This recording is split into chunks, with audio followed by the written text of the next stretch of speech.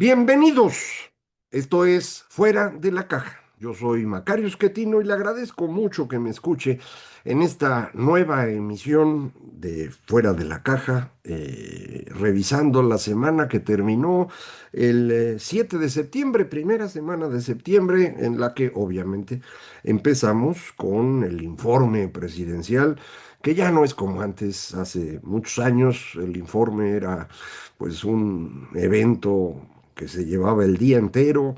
El presidente hablaba 3, 4, 5 horas y decía un montón de cosas. Todo el mundo estaba atentísimo a ese informe porque ahí daban datos que en ningún otro momento podía uno conocer. Por ejemplo, el monto de las reservas del Banco de México solamente se publicaba en dos ocasiones al año, al inicio del año y el día del informe presidencial. Afortunadamente ahora tenemos esa información diaria y ya no tenemos que andarnos preocupando, pero así era en esa época.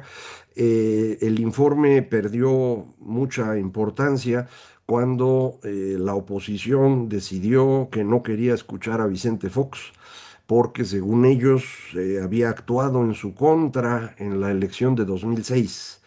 Y ahí terminó el informe presidencial propiamente hablando. Se sigue entregando, porque así dice la Constitución, cada año, el día 1 de septiembre, un bonche de documentos al Congreso para que lo revisen y llamen a los secretarios y hablen con ellos. Es pura faramaya. Pero ahí terminó el informe. Desde entonces los presidentes tuvieron un evento pues más bien privado. Iban los medios, iban políticos importantes, pero no hablaba con el Congreso. Le daba esa información impresa y el presidente se echaba un discursillo, un mensaje político, unas veces más importante que otros, pero ya no era lo anterior.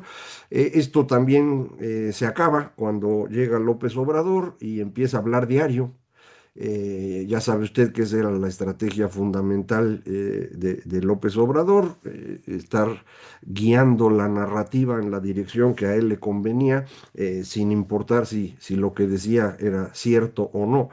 Y pues los informes empezó a darlos cada 3 meses, que eran una especie de recopilación de sus conferencias matutinas, de manera que hoy ya no tiene importancia lo que ocurre en ese evento. Yo no lo vi, no me interesa mucho, según reseñas que he visto de colegas. Lo que hizo es lo mismo que hacía López Obrador. La señora Sheinbaum se recetó una sarta de mentiras, pues que no hay manera de contestarle porque pues habla sola. Todo el mundo las repite como si fueran ciertas, incluyendo los medios. Y eso es una tragedia, ¿no? Pero bueno, pues así es como funciona. Ese mismo día tomó posesión la Suprema Corte de Justicia y propiamente hablando inició el nuevo Poder Judicial. Lo hicieron los de la Suprema Corte, los ministros, con un evento ahí de purificación y con Quetzalcóatl y no sé qué tanto. Muchos colegas se han quejado, y con razón, de que esto rompe con el Estado laico. Estado laico no significa que no es católico, sino que no está con ninguna religión, y al mismo tiempo pues puede aceptar a todas. Si de pronto se les ocurre que hay una religión inventada por ellos, eh, que dicen que tiene raíces prehispánicas o de los pueblos originarios. Ese es un invento, pero en cualquier caso están actuando en contra del Estado laico. Hay un cierto conjunto de creencias que ellos están considerando superior a los demás. Y eso pues es un problema que eventualmente vamos a sufrir. No es el problema más serio que tiene ahorita este nuevo Poder Judicial. Lo más serio es que no tienen la más remota idea de qué tienen que hacer, a qué llegaron, con qué se hacen las cosas. Lo que están haciendo, como le han hecho desde que llegaron en 2018 al Poder Ejecutivo y al Legislativo, es saquear todo. meten a su gente, corren a los que estaban, no tienen ningún interés en mantener capital humano, tienen interés en obtener prebendas, en eso están, lo van a hacer también aquí en la Corte, en todo el Poder Judicial, y para mí la gran preocupación es que esto elimina el instrumento que tenemos los mexicanos para resolver nuestros conflictos, para eso son los jueces. Si tenemos conflictos y no hay jueces que los resuelvan, entonces los vamos a tener que resolver nosotros. Y si los empezamos a resolver nosotros y hacernos justicia por propia mano, esto va a estar horrible. Más aún cuando sabemos, tenemos una gran cantidad de personas armadas en México, los grupos criminales están actuando en territorios cada vez más amplios, haciendo uso de cada vez más estrategias para saquear a la población y esto, pues, insisto, puede llevarnos a una situación muy difícil de manejar. No es simplemente que si los gringos están presionando porque quieren a narcopolíticos, no, es un problema de desintegración del Estado y realmente serio. Y la idea de acabar con el poder judicial acelera ese proceso de desintegración. Y cada vez que hemos tenido esos procesos, acabamos matándonos. Entonces, yo sí estoy preocupado por eso. Obviamente no está en mis manos, pero al menos se lo puedo platicar para que usted también se preocupe y no sea yo el único que sufre. Hablando de los gringos, también esta semana vino Marco Rubio, secretario de Estado, eh, pocas horas antes de que llegara a México.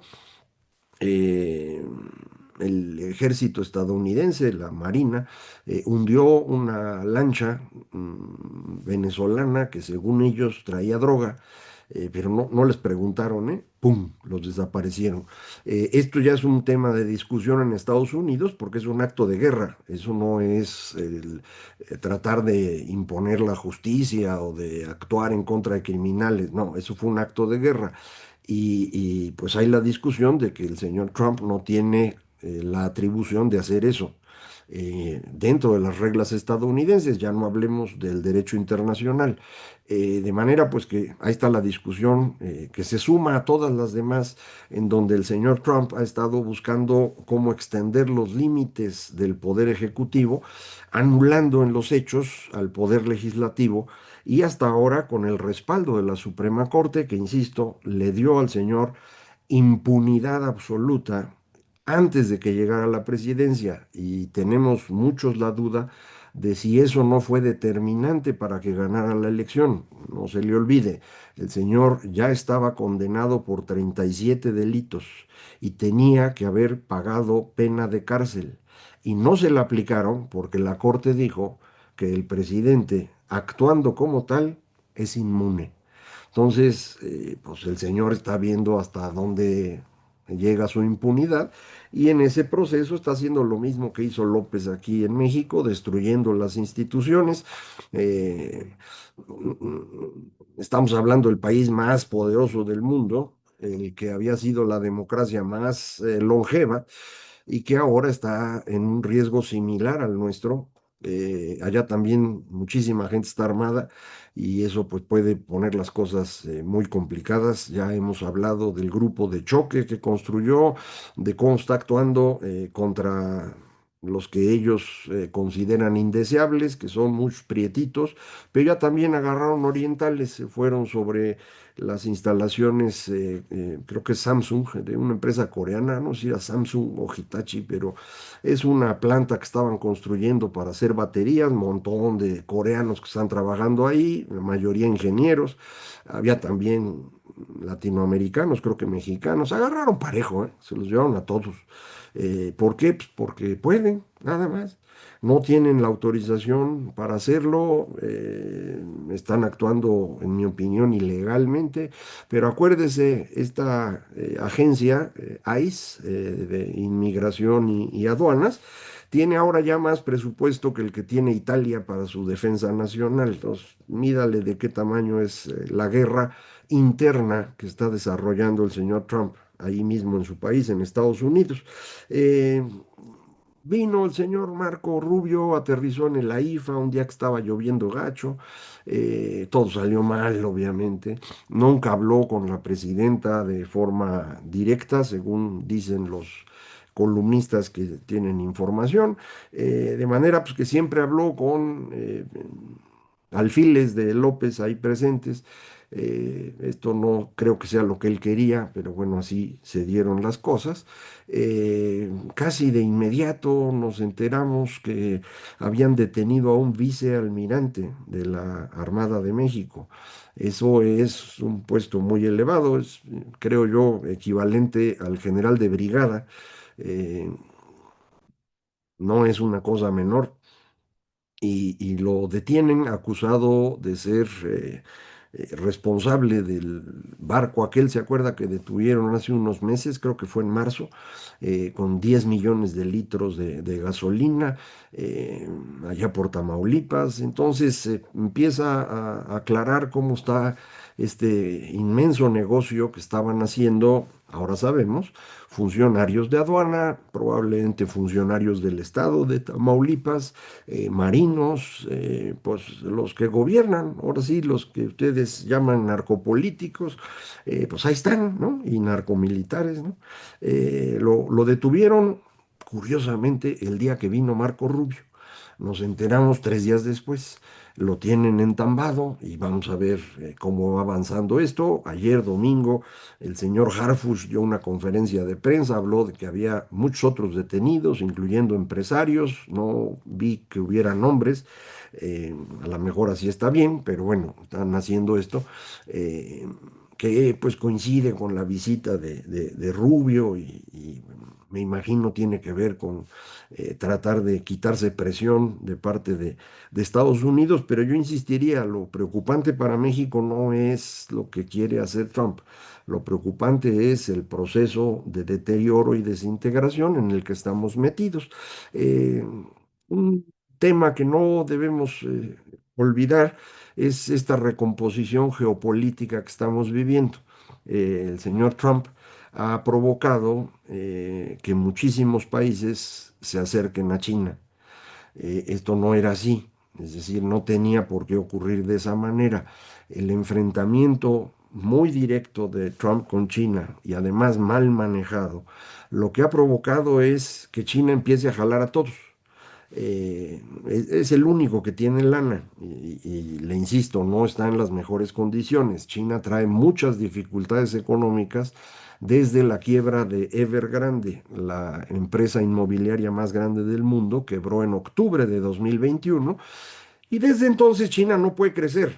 El crecimiento que usted ve, primero es datos que ellos manipulan a su antojo. eh, Allá la forma de crecimiento es la siguiente. El Partido Comunista Chino dice, este año vamos a crecer 5%.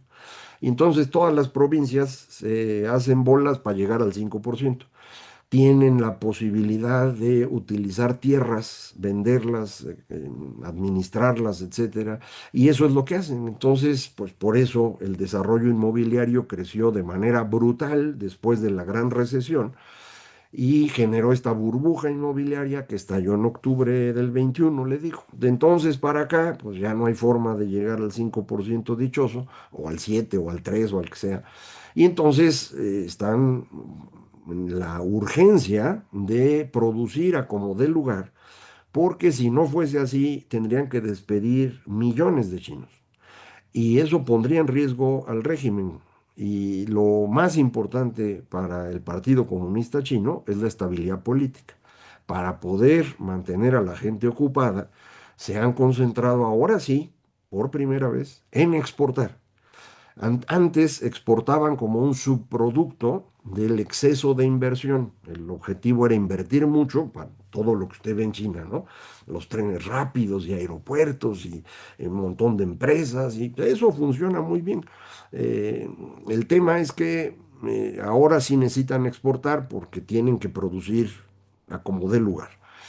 Para poder exportar, pues la forma más fácil es exportar barato. Y eso están haciendo, por eso encuentra usted autos chinos en México, igualitos a los americanos, a los japoneses, a los europeos, con más foquitos, más bonitos, pero sobre todo mucho más baratos, 30% más baratos. Están vendiendo abajo el costo. No le importa al gobierno chino perder dinero con tal de mantener a su gente trabajando. Y en eso están.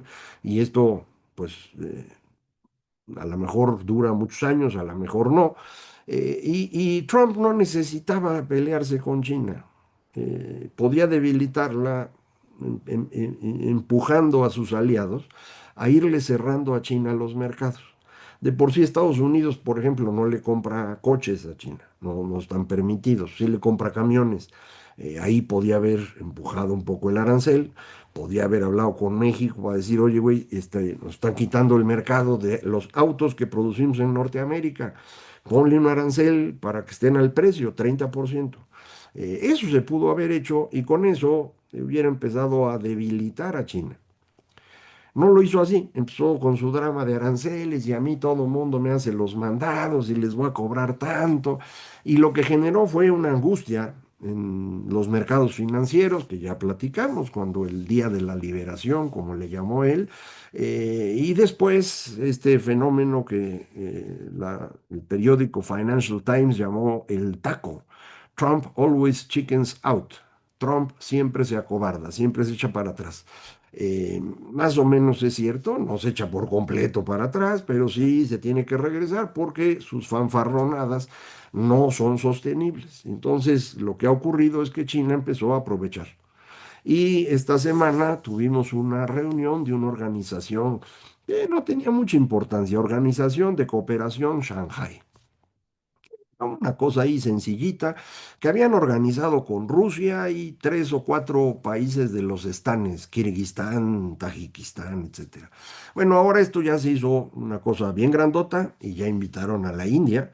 Estuvo también, obviamente, Corea del Norte, que es una chichincle chino, pero lo que vimos ya fue una especie de OTAN del Oriente. El desfile que organizó el señor Xi Jinping es el desfile militar más grande, yo creo que de la historia. Y dicen los expertos que ahí aparecieron más de una decena de armas que no sabíamos que tenían. Armas novedosas, importantes, en algunos casos, dicen ellos, superiores a lo que tiene Estados Unidos. O sea, fue una muestra de que ellos tienen poder y esa muestra se hizo con el señor Putin de un lado y el gordito de Corea del Norte del otro. Le insisto, fue un reajuste que a mí sí me parece que no debemos dejar de lado porque creo que el señor Trump sí está costando mucho. No solo es la destrucción de las instituciones en Estados Unidos, no solo es el ataque directo a los inmigrantes e incluso a ciudadanos estadounidenses de los que no le gustan. eh, Ha estado amenazando a una señora que salía en la tele de que le va a quitar la ciudadanía, es una gringa de- de siempre, ¿no? Pero le va a quitar la ciudadanía. Está realmente siendo costoso allá al interior, está siendo costoso a los mercados financieros y ahora sabemos, está siendo costoso a el equilibrio geopolítico. Su cercanía con el señor Putin, su admiración por Xi, lo único que están provocando es que de aquel lado se organicen y Occidente pues esté en una situación bien compleja porque el señor no quiere ayudar a Europa y sí quiere tener el control de América por completo, para eso anda Rubio por aquí empezando a controlar a todos, eh, pero pues eso, insisto, desequilibra el mundo que habíamos tenido. Ya sabíamos que estaba pasando esto, pero pues cada vez que lo vemos concretarse, se siente un poquito más feo. Muy rápido termino diciéndole que hoy eh, lunes que estoy grabando para usted, se presenta el programa económico para el próximo año. Esto va a ocurrir más tarde de cuando yo estoy grabando y de cualquier manera prefiero revisarlo bien y ya lo platicaremos la próxima semana. A diferencia de lo que creen algunos colegas míos, yo no veo todavía una reactivación económica. Sí parece haber tocado fondo el consumo, la inversión sigue desplomándose, entonces El Banco de México le movió tantito la estimación de crecimiento hacia arriba. Los colegas que participan en la encuesta del Banco de México y en la encuesta de Citi dan un poquito abajo en promedio de lo que publicó el banco. Medio punto están diciendo. Crece México medio punto este año y el año que entra 1,5. Más o menos por ahí andan. A lo mejor es un poquito menos. Yo sigo pensando alrededor de cero y no nada más este año y el que sigue, sino probablemente varios, ¿eh? Pero eso lo platicaremos en próximas ocasiones. Muchísimas gracias. Esto fue Fuera de la Caja.